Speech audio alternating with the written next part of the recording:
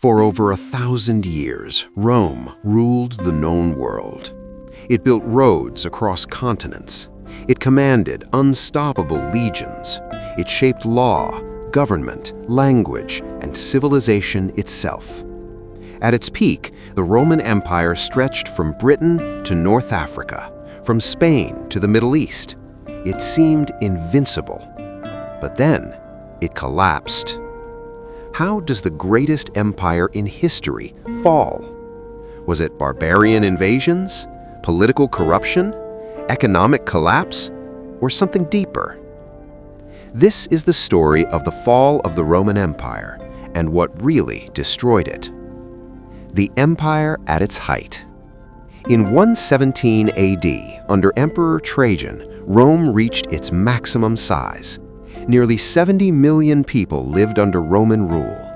The empire controlled trade routes, enforced laws, and protected its borders with one of the most disciplined armies in history. Roman engineering was unmatched. Aqueducts, amphitheaters, highways, massive fortifications. Rome wasn't just powerful, it was organized. But beneath the surface, cracks were forming. Political chaos. One of Rome's greatest weaknesses was political instability. Between 235 AD and 284 AD, a period known as the crisis of the 3rd century, Rome had over 20 emperors. Most were assassinated. Generals declared themselves emperor. Armies fought each other. Civil wars drained resources. Power became more important than stability. The empire was tearing itself apart from within. Economic collapse. Rome's economy began to crumble. To pay soldiers and fund wars, emperors printed more coins but reduced the silver content. This caused inflation. Prices skyrocketed. Taxes increased. Farmers abandoned their land. Trade slowed. The empire became financially unstable.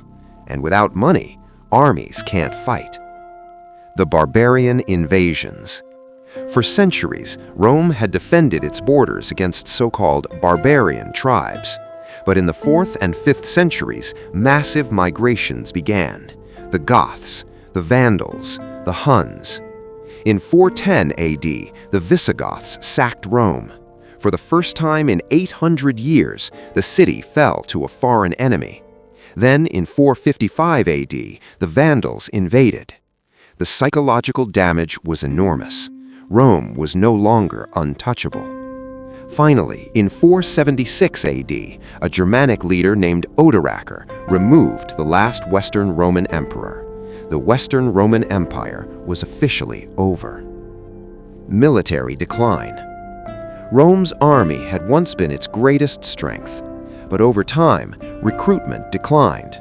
Loyalty shifted from Rome to individual generals. Foreign mercenaries filled the ranks. The army became less disciplined, less united, less Roman. When enemies attacked, the empire could no longer respond with the same force it once had. Moral and social decline? Some historians argue Rome suffered moral decay. Luxury replaced discipline. Political leaders focused on power instead of service. Citizens relied heavily on government handouts. But this argument is debated. Empires don't fall from one cause. They collapse from multiple pressures building over time. The division of the empire. In 285 AD, Emperor Diocletian divided the empire into East and West to make it easier to govern. The Eastern Roman Empire, later called the Byzantine Empire, survived for another 1,000 years, but the Western Empire was weaker, less wealthy, more exposed to invasions. Division may have saved the East, but it accelerated the West's collapse. So what truly destroyed Rome? It wasn't just barbarian invasions. It wasn't just corruption. It wasn't just economic collapse. It was all of it. Political instability weakened leadership. Economic decline drained resources. Military problems reduced defense. Foreign invasions delivered the final blow. Rome didn't fall in a single day. It slowly collapsed under the weight of its own complexity. The fall of Rome wasn't just the end of an empire. It marked the beginning of the Middle Ages in Europe. But Rome's legacy never disappeared.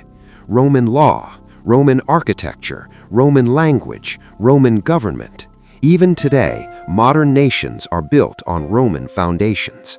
Empires may fall, but their influence can last forever. The question is, what lessons does Rome teach us about power, leadership, and decline?